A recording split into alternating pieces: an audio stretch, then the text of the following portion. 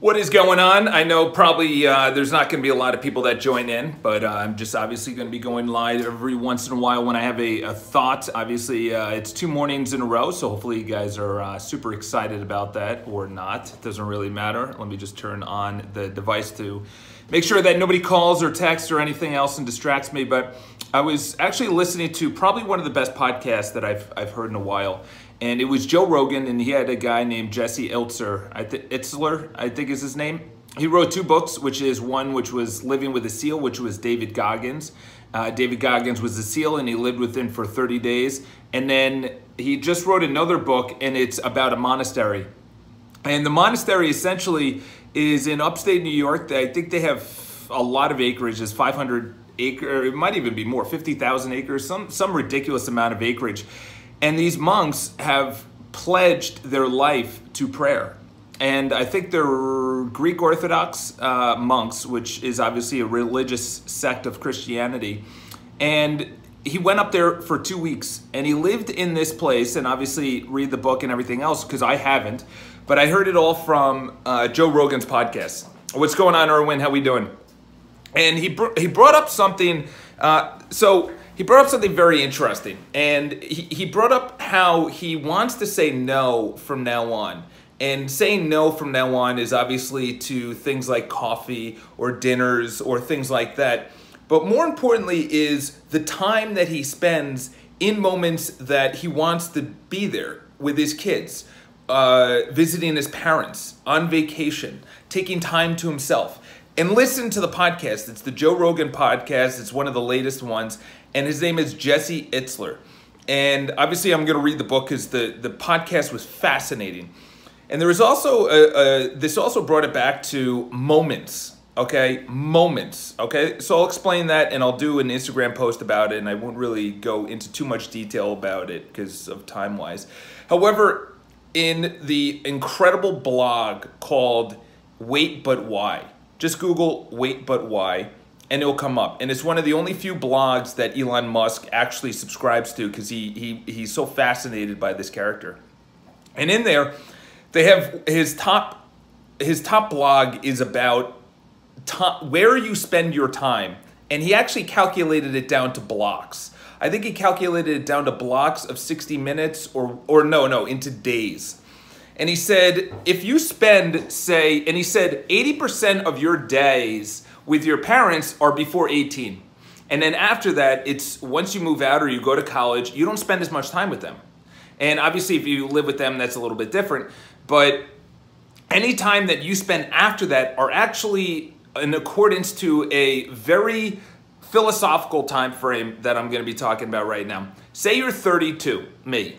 And I see my parents for Christmas, Thanksgiving, Easter, and a couple other holidays. Say I see them maybe 12 times, okay? And my dad lives, maybe another 7, 8 years, hopefully longer. He's an old guy, say 10 years.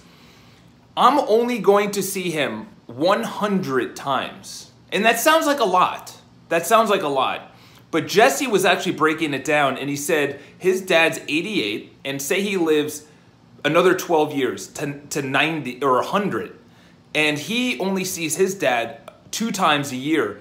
He's only going to see his dad 24 more times. 24 more times. So it's not the amount of time that we're spending on something or the amount of time that we have to live. It's what are you doing with those days? And who are you spending it with? So he said, so when he spends time with his dad, he's all in. Because he notices, he goes and visits him only twice a year because he's in Florida, and I think Jesse's in Connecticut or out in California or whatever. He notices that Jesse is only going to visit him another 24 times. So if he visits him this year, that's only 23 times left. He visits him again at the end of the year. That's 22 times left.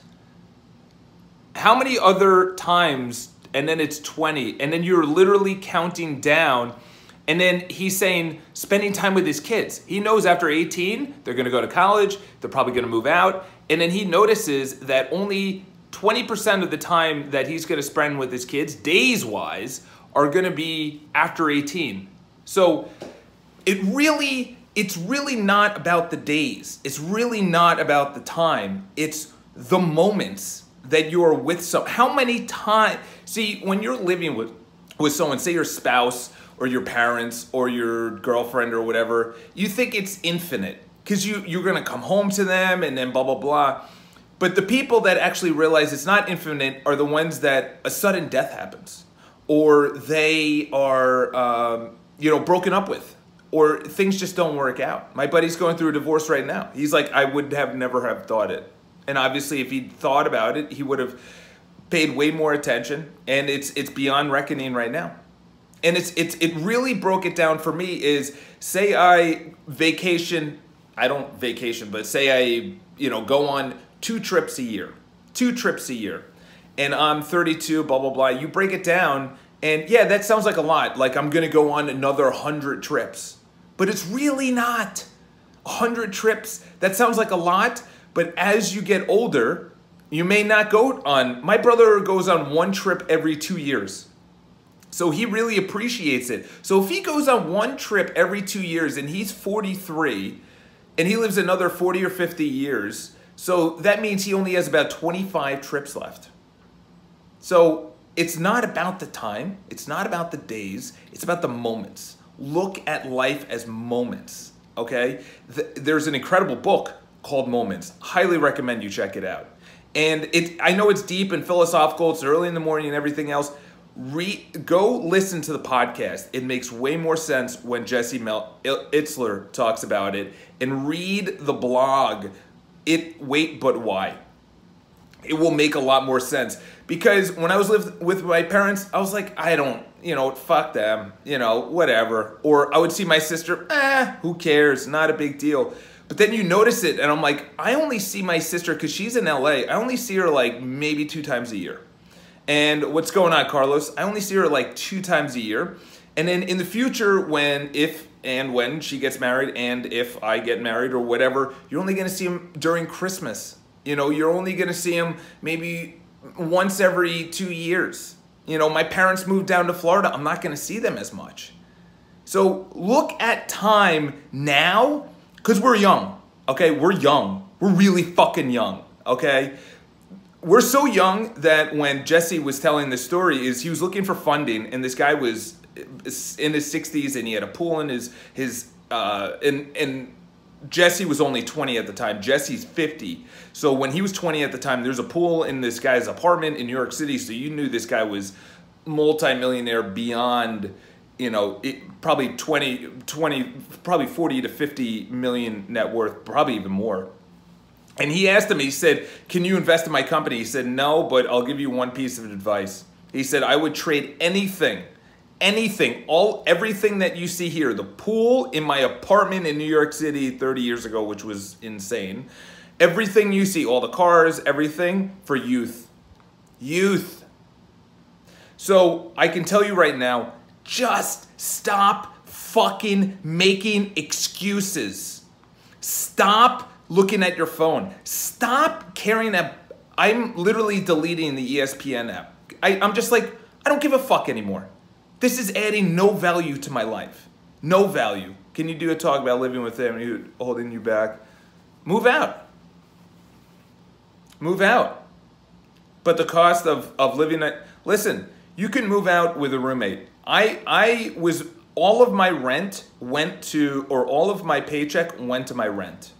But I knew I couldn't live with my parents, okay? When you move out, you're gonna have other problems, okay? It's a matter of solution-oriented. You move out, you're gonna have problems of, I don't have enough money. I can't afford to go out. I can't afford trips. It's known as house poor. And this is what Jesse was talking about is, yeah, they're holding you back.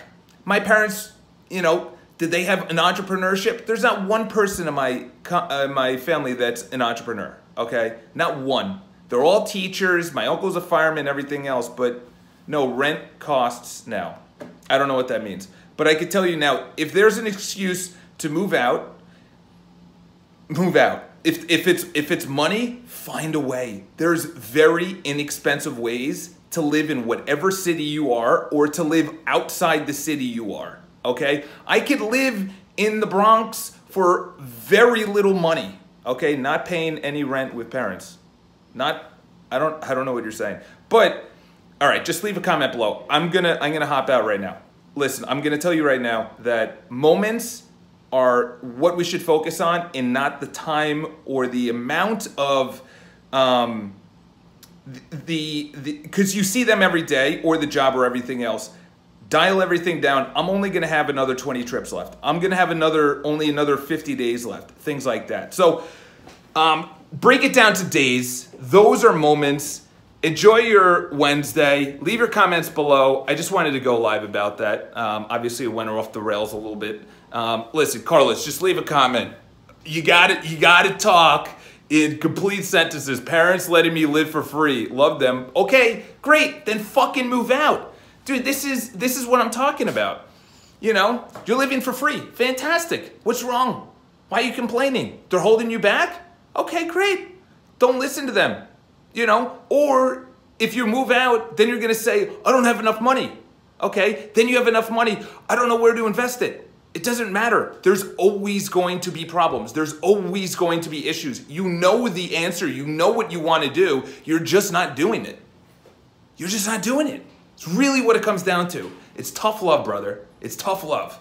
You know exactly what to do. You're just not executing, you know? So the name of the book is, Moments is a good book, but the name of the book is Living in a Monastery or something. Just look up Jesse Itzler, and he has 2 books. One, obviously, I don't know who it's by. Just look up Moments. You want me to take a shit for you also, Erwin?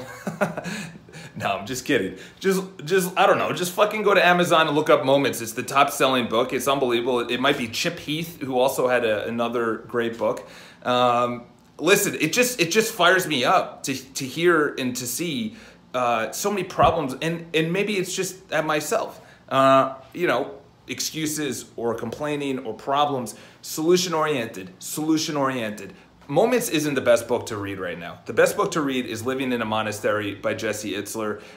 It will be a bestseller because based on his interview, his whole life has flipped upside down. He says no to things. He looks at things and how many times am I gonna actually see this person? How many days am I gonna spend with this person?